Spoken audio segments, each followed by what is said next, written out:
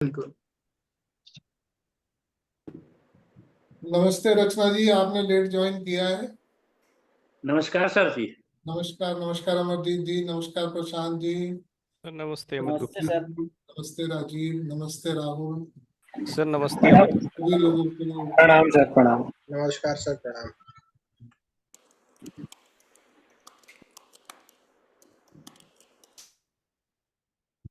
मैंने म्यूट किया है। किसी का कोई क्वेश्चन होगा हैंड रेस करिएगा। और आज की क्लास, आज क्या 2-3 क्लासेस में हम लोग चलेंगे अभी। ये कॉम्बिनेशन ऑफ प्लैनेट्स हम लोग, और ये बड़ा इंपॉर्टेंट पार्ट है बीएनएन। इसको बड़े ध्यान से समझिएगा। जिन लोगों ने पहले बीएनएन किया हुआ है वो लोग जानते हैं, फिर भी यूज करना आना जरूरी है। देखिए, जानना एक अलग बात है और उस जानने को इम्प्लीमेंट करना वो एक अलग बात है। आप लोग जानते हैं मगर इम्प्लीमेंट नहीं करते, तो इम्प्लीमेंट करना बहुत इम्पोर्टेंट है। यहाँ पर मैं आपको बताना चाहूंगा कि जो भी हम ये करने वाले हैं यहाँ पर, इसके अंदर में है कॉम्बिनेशन ऑफ प्लैनेट्स।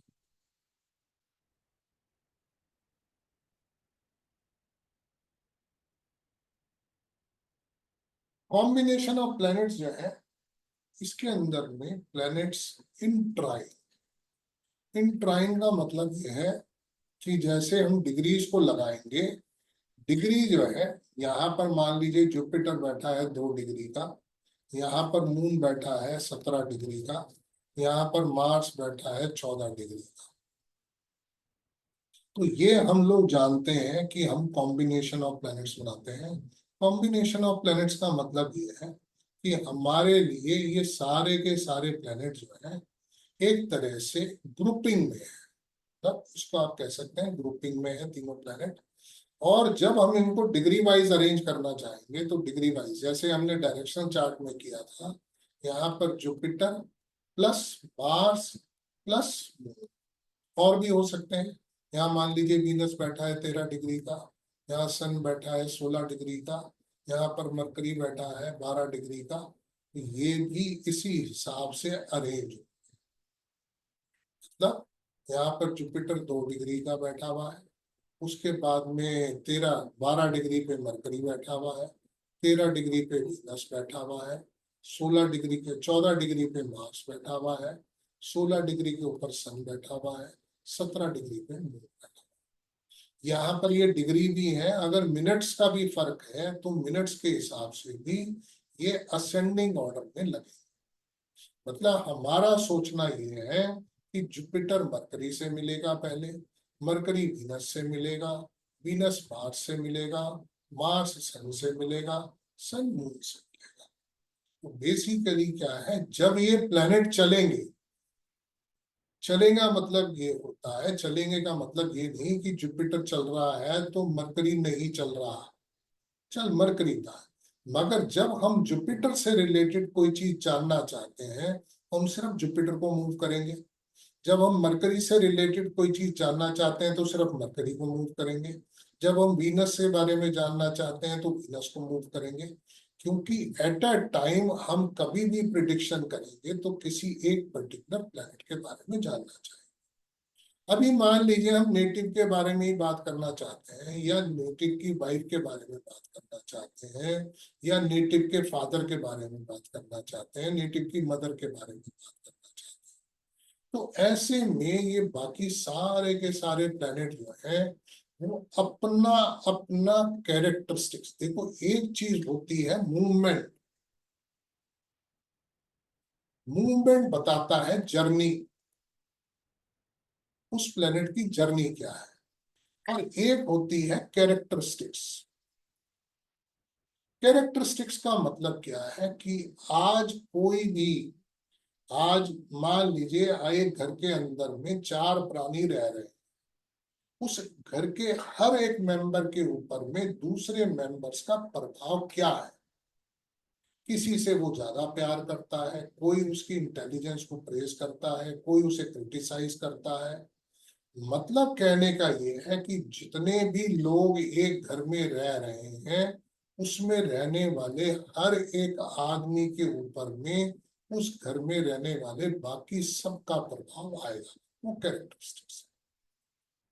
मूवमेंट का मतलब सिर्फ ये है, मूवमेंट का मतलब ये है जैसे ही किसी बच्चे ने जन्म लिया, ये जुपिटर जो है ये नेटिव खुद है, या आज मान लीजिए किसी की शादी होती है, ये वीनस वाइफ बन करके आती है, तो जैसे ही वो पत्नी बन करके आई, उसके ऊपर में क्या प्रभाव आएगा, उसके आचार में, उसके विचार में, उसके आगे की जर्नी क्या होगी, यहाँ पर ये मार्स बताएगा। मार्स क्या बताएगा?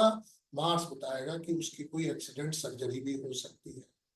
मार्स ये बताएगा उसका कोई एबॉर्शन भी हो सकता है। मार्स ये बताएगा कि उस लेडी के अंदर में आने के बाद एक स्टबर्ननेस आती है, उसके अंदर में एग्रेशन आ सकता है। तो कहने का मतलब हो सकता है वो इंटेलिजेंट हो, एजुकेटेड हो, मगर शादी के बाद उसके अंदर में एटीट्यूड भी आएगा, उसके अंदर में ये मंगल का भी प्रभाव आएगा।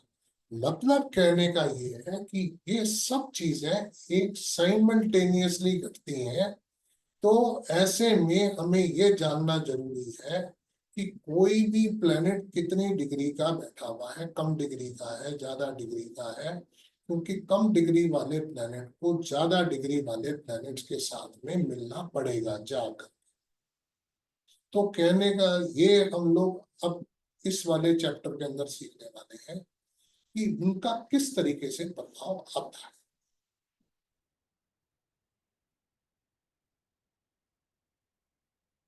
यहाँ पर मैं आपको नंबरिंग दूंगा। नंबरिंग का मतलब 1 से लेकर के 70 तक कॉम्बिनेशन हम लोग बात करेंगे। 1 to 70 कॉम्बिनेशन हमारे बनेंगे। इसके अंदर में हर एक कॉम्बिनेशन को मैं एक नंबर दूंगा, आपको उसको नंबर वाइज ही नोट करना है। उसकी मैं बाद में बताऊंगा कि ये नंबर किस लिए बताया, वो मैं आपको बाद में। तो आप सबसे पहला कॉम्बिनेशन, फर्स्ट कॉम्बिनेशन है हमारे पास में, ये आप ध्यान रखिएगा, ये कॉम्बिनेशन जो बन रहे हैं 159 डिग्री वाइज जो हम बना रहे हैं, ये 159 में आने वाले प्लैनेट। मतलब ये खाली 159 राशियां नहीं है, मतलब त्रिकोण के अंदर में आने वाले। मान लीजिए 2 नंबर राशि है, ये 6 नंबर, ये 10 नंबर, ये भी ट्राइन है। ये 3 नंबर है, ये 7 नंबर है, 11 नंबर है, ये भी ट्राइन है। ये 4 नंबर है, ये 8 नंबर है, ये 12 नंबर है, ये भी ट्राइन है। ये 1 नंबर है, ये 5 नंबर है, ये 9 नंबर है, ये भी ट्राइन है। तो मैं सिर्फ आपसे ये बताना चाह रहा हूँ, 1 5 9 का मतलब एक दूसरे से 5वें और 9वें में आगे। तो सबसे पहला कॉम्बिनेशन है 1 नंबर।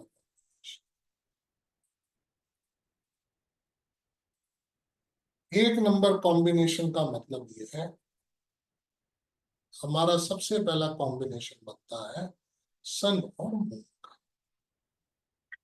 यहाँ पर अगर हम सन के बारे में बात करें, सन के कारक बात करें, सिग्निफिकेंस, हालांकि हम ये सब जान चुके हैं, बट जो भी इंपॉर्टेंट सिग्निफिकेंस आएगी सन की, फादर है, सन है, नेम फेम में यही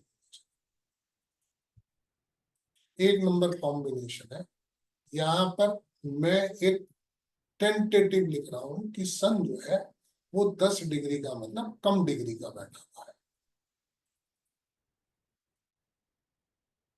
सन जो है वो कम डिग्री का बैठा हुआ है, और मून जो है वो ज्यादा डिग्री का। मान लीजिए ये 10 डिग्री का है, ये 15 डिग्री। मैंने एज्यूम किया है, कुछ भी हो सकती है। सन की डिग्री कम है, मून की डिग्री ज्यादा है। सन के अंदर में हमने कहा पिता हो सकते हैं, जीव के अंदर में पुत्र हो सकता है, नेम फेम है, गवर्नमेंट भी है, डाइटी, डाइटी भी आ जाता है,